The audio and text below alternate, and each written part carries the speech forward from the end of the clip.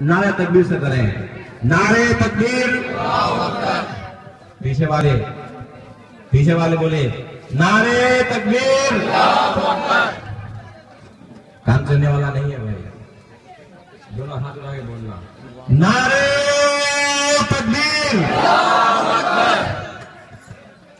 ऐसा नारा हो कि आपकी बोल, आपकी आवाज हुजूर के दरबार में क्या हो, बोलो, कनेक्शन हो।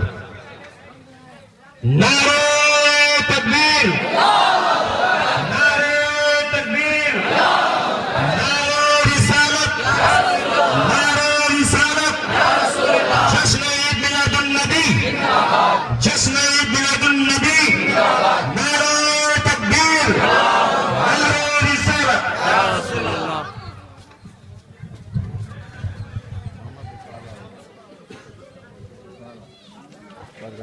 السلام عليكم ورحمة الله وبركاته. وعليكم السلام ورحمة الله. نحمده ونستعينه ونستغفره ونؤمن به ونتوكل عليه ونعوذ بالله من شرور أنفسنا ومن سيئات أعمالنا. من يهده الله فلا مضل له ومن يضلله فلا هادي له. ونشهد أن لا إله إلا الله وحده لا شريك له.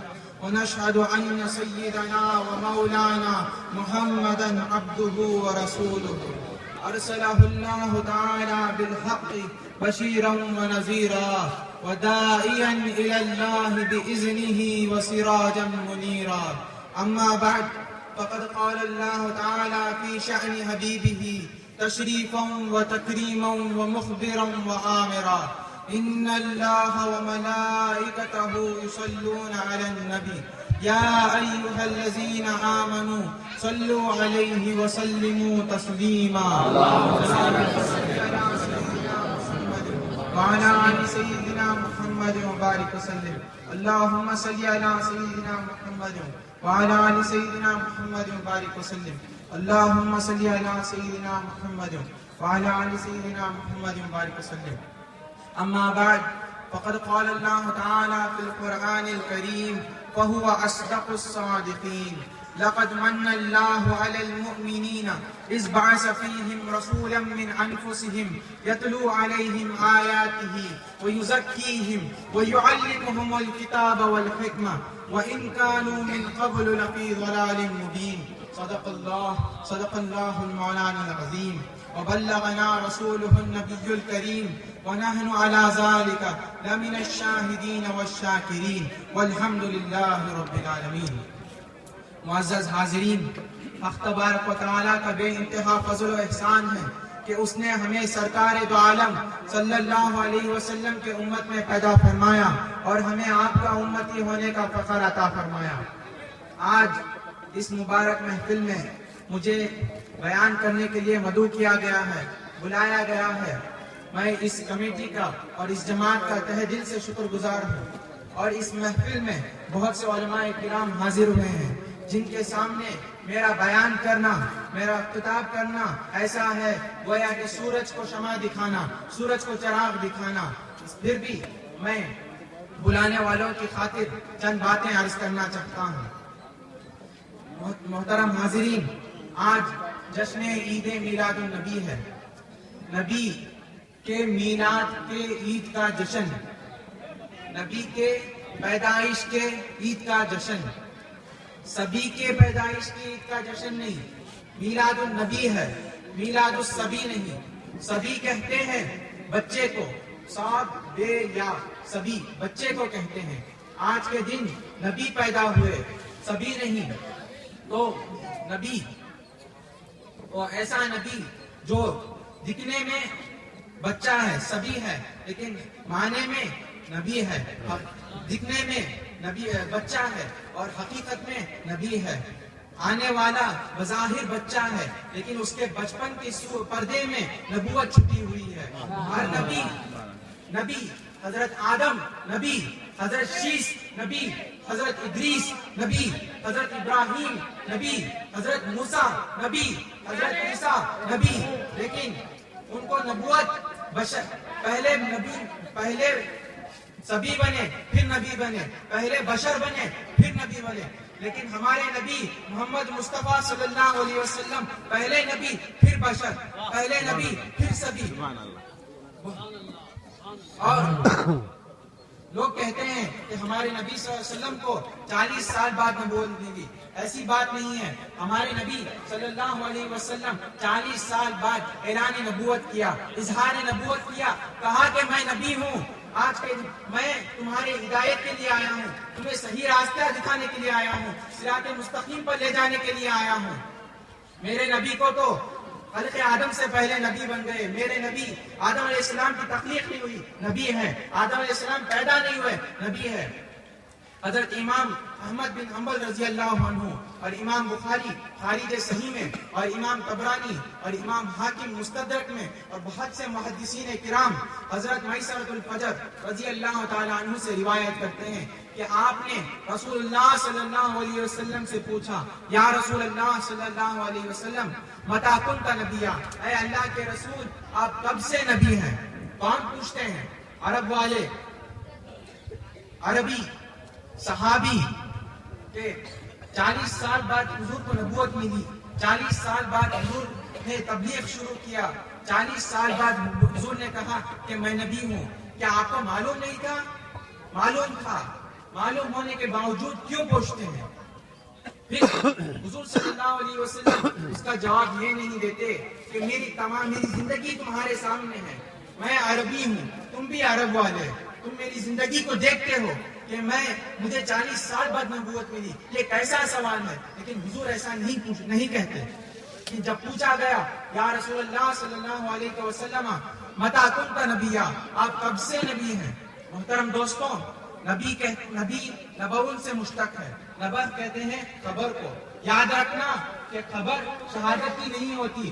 شہادت بولے تو یہ حاضر جو ظاہر ہے، جو دکھائی دیتا ہے، جو نظر آتا ہے، جو نظر آتا ہے اس کی خبر نہیں ہوتی، غیب کی خبر ہوتی ہے. مثال کے طور پر یہ دستی ہے، میں نے کہا یہ دستی ہے، یہ مائک ہے اور یہ انسان ہے. تو آپ میرا مذاق اڑائیں گے، یہ ہنسیں گے، یہ کیا ہے؟ یہ دیوانہ ہے، یہ باولا ہو گیا ہے کہ معلوم سب چیز کو بتا رہا ہے کیا ہے بول کر. اگر میں چھپی ہوئی بات کو بتاؤں کہ یہ عالم ہے، یہ متقی ہیں، پرہیزگار ہیں، ولی ہیں، خلیفہ ہیں، تو آپ یہ غیب کی خبر ہے، یہ چھپی ہوئی بات ہے. اسی لیے تو معلوم ہوا کہ غیب کی خبر رسول اللہ صلی اللہ علیہ وسلم بتاتے ہیں. اور نبی کہتے ہیں غیب کی خبر دینے والے کو اللہ بھی غیب کی خبر دینے والا، اور رسول اللہ صلی اللہ علیہ وسلم بھی غیب کی خبر دینے والے. اللہ خود سے غیب کی خبر دینے والا اور رسول اللہ صلی اللہ علیہ وسلم اللہ سے غیب کی خبر دینے والے. جب رسول اللہ صلی اللہ علیہ وسلم سے پوچھا گیا یا رسول اللہ صلی اللہ علیہ وسلم متی کنت نبیا، اے اللہ کے رسول آپ کب سے غیب کی خبر دینے والے بنے، آپ کب سے غیب کی خبر دیتے ہیں، کب سے خبر دیتے ہیں؟ تو رسول اللہ صلی اللہ علیہ وسلم نے فرمایا کنت نبی وآدم بین الروح والجسد، میں اس وقت بھی نبی تھا جب آدم علیہ السلام روح اور جسد کے درمیان تھے، روح اور جسم کے درمیان تھے. تو معلوم ہوا اول البشر پیدا نہیں ہوا لیکن خیر البشر نبی بن گیا. سبحان اللہ. اول البشر پیدا نہیں ہوا لیکن خیر البشر نبی بن گیا. ہر نبی پہلے بشر پھر نبی بنے، لیکن محمد صلی اللہ علیہ وسلم پہلے نبی پھر بشر. اور ہر نبی حضور صلی اللہ علیہ وسلم کے سوا تمام انبیاء جتنے بھی آئے سب ذاتاً بشر اضافتاً نبی. ہمارے محمد صلی اللہ علیہ وسلم ذاتاً نبی اور اضافتاً بشر. مثال کے طور پر کہ یہ کپڑا سفید ہے، یہ اس کا اصلی رنگ ہے، اس کا اوریجنل رنگ ہے، یہ ذاتی رنگ ہے اس کا.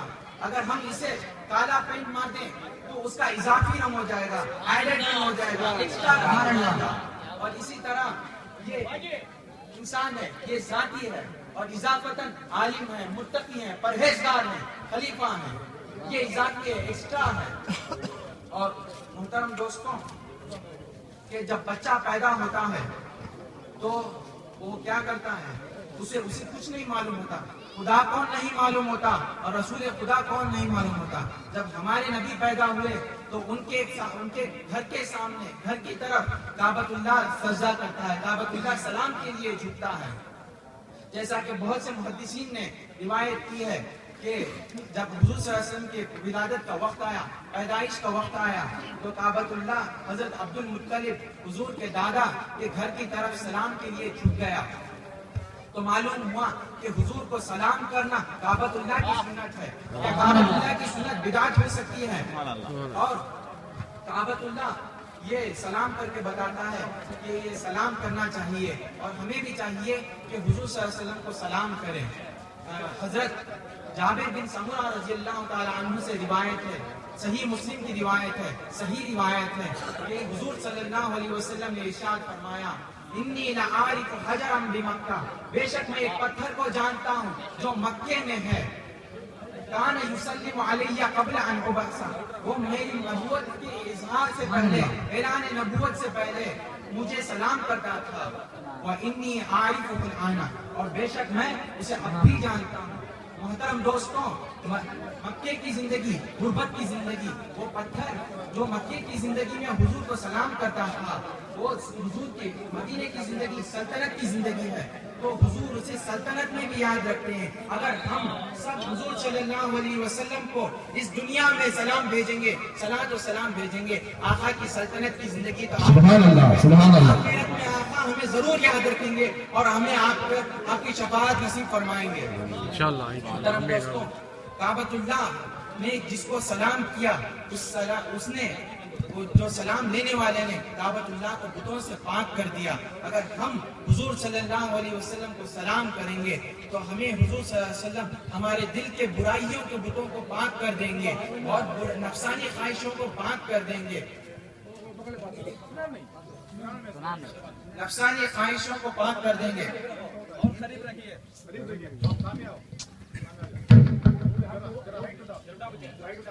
پڑھیے صلی اللہ علیہ وسلم، اللہم صلی علی سیدنا محمد وعلی آل سیدنا محمد وسلم، اللہم صلی علی سیدنا محمد وعلی آل سیدنا محمد وسلم۔ جب ہم حضور ہمارے دلوں سے نفسانی خواہشوں کو پاک کر دیں گے اور ہمارے دلوں کو حضور کعبۃ اللہ بنا دیں گے، عرش اللہ بنا دیں گے، اسی لیے صرف حضور کو سلام کرنا کافی نہیں ہے، حضور کو ہمارے دلوں میں بسا لینا، دل میں بٹھا لینا، حضور کی محبت ہمارے دل میں آ جانا، تو حضور ہمارے دلوں کو پاک کر دیں گے۔ جیسا کہ کعبۃ اللہ نے فتح مکہ کے روز حضور کو ہم اپنے اندر لے لیا تو حضور نے سارے بتوں کو پاک کر دیے حضور صلی اللہ علیہ وسلم۔ اسی لیے حضرت اعلیٰ حضرت فاضل بریلوی علیہ رحمت و رضوان فرماتے ہیں، تیری آمد تھی کہ بیت اللہ مجرے کو جھک گیا، تیری ہیبت تھی کہ ہر بت کر کرا کر گر گیا۔ یا رسول اللہ صلی اللہ علیہ وسلم، آپ کی آمد تھی، آپ کا آنا تھا، آپ کی وقت پیدائش تھی، ولادت کا وقت تھا کہ کعبۃ اللہ آپ کے گھر کی طرف جھک گیا، سلام کے لیے جھک گیا، آداب کے لیے جھک گیا،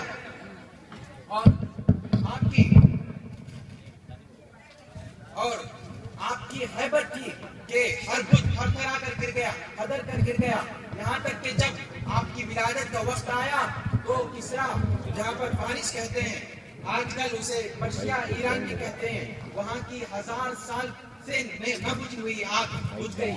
محترم دوستوں، ہمیں چاہیے کہ ہمارے حضور صلی اللہ علیہ وسلم کو ہمارے دل میں بسا لیں تو حضور ہمارے دل کو پاک کر دیں گے۔ اور جب بچہ پیدا ہوتا ہے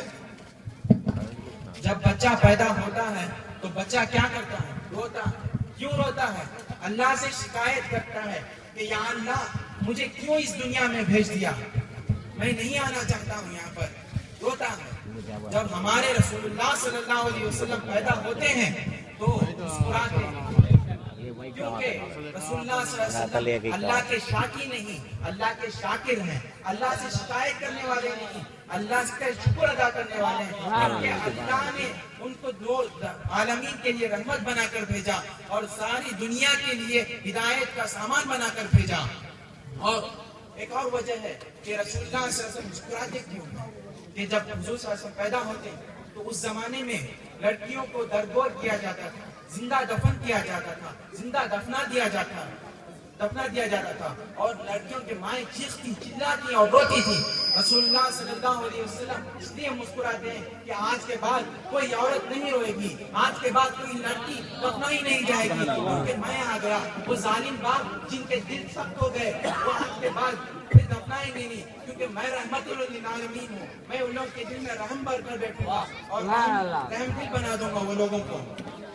اور ایک اور وجہ ہو سکتی ہے کہ روح بدلتے ہیں، تو رسول اللہ صلی اللہ علیہ وسلم اس لیے مسکراتے ہیں کہ لوگ روح بدلنے پر مسکراتے ہیں نا۔ رسول اللہ صلی اللہ علیہ وسلم اس لیے مسکراتے ہیں کہ میں کون ہوں اور کیا بن کر آیا ہوں، میری اصلیت کیا ہے، میری حقیقت کیا ہے، میں کیا بن کر آیا ہوں، میری حقیقت نبوت، میں حقیقتاً نبی ہوں، کیا بن کر آیا ہوں، بشر بن کر آیا ہوں۔ لوگ دیکھتے ہیں کہ مجھے سبھی سمجھ کر دیکھتے ہیں، ابن آمینہ سمجھ کر دیکھتے ہیں، ابن عبداللہ سمجھ کر دیکھتے ہیں، میں اصل آمینہ، میں اصل عبداللہ، میں اصل عبد المطلب ہوں۔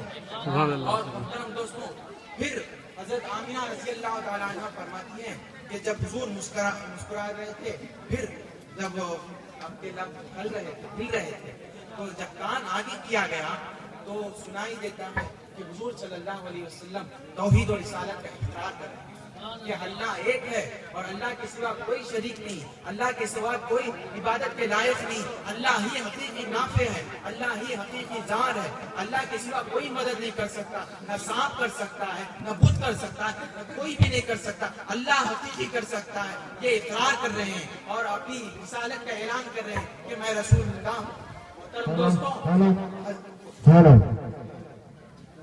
محترم دوستوں، قرآن شریف میں حضور کے پہلے سے موجود ہونے، نبی ہونے کی دلیل قرآن میں موجود ہے، اور جیسا کہ میں نے آپ کے سامنے تلاوت فرمائی، اللہ تعالیٰ ارشاد فرماتا ہے لَقَدْ مَنَّ اللَّهُ عَلَى الْمُؤْمِنِينَ إِذْ بَعَثَ فِيهِمْ رَسُولًا مِّنْ أَنفُسِهِمْ۔ بے شک اللہ تعالیٰ نے ایمان والوں پر احسان کیا کہ انہی میں سے ایک رسول کو بھیجا۔ اللہ تعالیٰ کہتا ہے کہ بعث فیہم، بعث کے معنی ہے بھیجنا، ان میں بھیجا، اور خلقہ نہیں کہتا اللہ، خلقہ کے معنی ہے پیدا کرنا، خلقہ ایک نیست چیز سے موجود کرنا، غیر موجود کو موجود کرنا، نیست کو موجود کرنا، جو ہے نہیں اسے ہے بنانا، نہیں کو ہے بنانا، یہاں پر کچھ چیز نہیں ہے اسے پیدا کرنا، کریٹ کرنے کو کہتے ہیں خلقہ، اور بعثہ کہتے ہیں بھیجنے کو۔ مثال کے طور پر میں نے خالد کو مدراس بھیجا تو معلوم ہوا خالد مدراس جانے سے پہلے یہاں موجود ہے۔ اسی طرح اللہ تعالیٰ فرماتے ہیں بعث فیہم، ہم نے ان میں بھیجا تو معلوم ہوا رسول اللہ صلی اللہ علیہ وسلم پہلے سے موجود ہے۔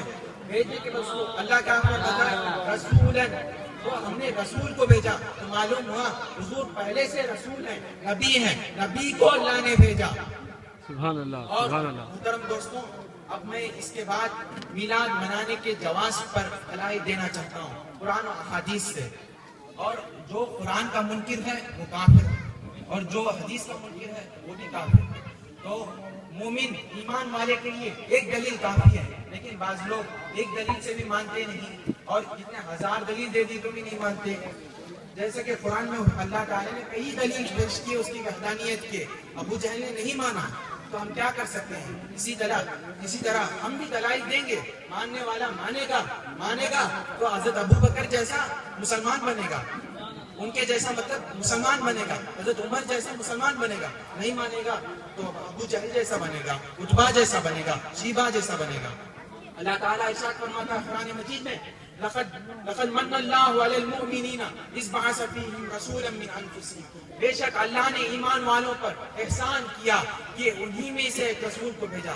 محترم دوستوں، مننا مانا احسان کرنا، احسان تیلگو میں کہتے ہیں اپکارم کرنا، اور احسان ایک نعمت عطا کرنے کے بعد کی جاتی ہے، ایک چیز دینے کے بعد کی جاتی ہے، ایک گفٹ دینے کے بعد کی جاتی ہے۔ تو اللہ نے فرمایا، اللہ نے ہمیں بہت سی چیزیں دی۔ آپ دیکھتے ہیں کہ اللہ ہمیں گھر میں ماں دی نعمت ہے، باپ دیا نعمت ہے، بیٹی دیا نعمت ہے، بیوی دیا نعمت ہے، گھر دیا نعمت ہے، دولت دیا نعمت ہے، ارے زمین دیا نعمت ہے، ثروت دیا نعمت ہے، جائیداد دی نعمت ہے اللہ نے، اور سورج دیا نعمت ہے، چاند ستارے دیا نعمت ہے۔ ارے قرآن دیا، ایمان دیا، اسلام دیا، نعمت ہے، لیکن اس پر بھی اللہ احسان نہیں جتاتا تو صرف ایک چیز پر، ایک نعمت پر، کہ لقد من اللہ علی المؤمنین اذ بعث فیہم رسولا، بے شک اللہ نے ایمان والوں پر احسان جتایا، احسان کیا کہ اس میں انہی میں سے ایک رسول کو بھیجا۔ محمد مصطفیٰ صلی اللہ علیہ وسلم کو اللہ بھیجتا ہے اور احسان جتاتا ہے۔ محترم دوستوں، نعمت دیا اور نعمت کا چرچا کرنا یہ بھی قرآن میں ہے۔ اللہ تعالیٰ ارشاد فرماتا ہے وَأَمَّا بِنِعْمَةِ رَبِّكَ فَحَدِّثْ، اور اپنے رب کی نعمتوں کا خوب چرچا کرو۔ حضور سے بڑھ کر کون سی نعمت ہے؟ حضور سے بڑھ کر اس دنیا میں کوئی نعمت نہیں ہے۔ تو معلوم ہوا حضور کی ولادت، حضور کی تشریف آوری، حضور کی پیدائش کی جشن منانا بس قرآن کا حکم ہے، اس آیت پر عمل ہے۔ محترم دوستوں، اللہ تعالیٰ ایک اور مقام پر ارشاد فرماتا ہے لَقَدْ جَاءَكُمْ رَسُولٌ مِّنْ أَنفُسِكُمْ عَزِيزٌ عَلَيْهِ مَا عَنِتُّمْ حَرِيصٌ عَلَيْكُمْ بِالْمُؤْمِنِينَ رَءُوفٌ رَحِيمٌ فَإِن تَوَلَّوْا فَقُلْ حَسْبِيَ اللَّهُ لَا إِلَٰهَ إِلَّا هُوَ عَلَيْهِ تَوَكَّلْتُ وَهُوَ رَبُّ الْعَرْشِ الْعَظِيمِ۔ محترم دوستوں، اللہ تعالیٰ ارشاد فرماتا ہے لَقَدْ جَاءَكُمْ رَسُولٌ، بے شک تمہارے پاس رسول آئے۔ یہ اللہ کا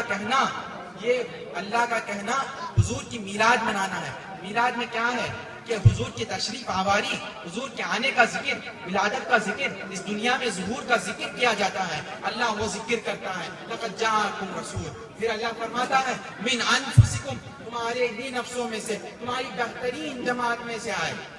یہ کیا ہے کہ نسب نامہ پڑھتا ہے اللہ تعالیٰ حضور کا نسب نامہ پڑھتا ہے۔ پھر فرماتا ہے اللہ تعالیٰ حریص علیکم، تم پر بہت حرص کرنے والے۔ یہ یہاں سے آخری آیت تک حضور کی نعت بیان کرتا ہے اللہ تعالیٰ۔ یہ حضور کی نعت بیان کرنا، آج میلاد میں یہ تین ہی چیز ہوتے ہیں کہ حضور کی ولادت کا ذکر کرتے ہیں، بی بی آمینہ رضی اللہ عنہ کے حمل کا ذکر کرتے ہیں، ولادت کا ذکر کرتے ہیں،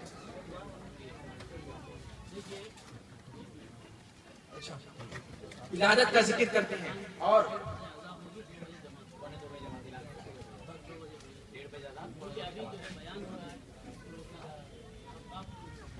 ولادت کا ذکر کرتے ہیں، اور حضور کے نسب نامہ پڑھا جاتا ہے، اور حضور کی نعت بیان کی جاتی ہے۔ یہ قرآن کی اس آیت پر عمل ہے۔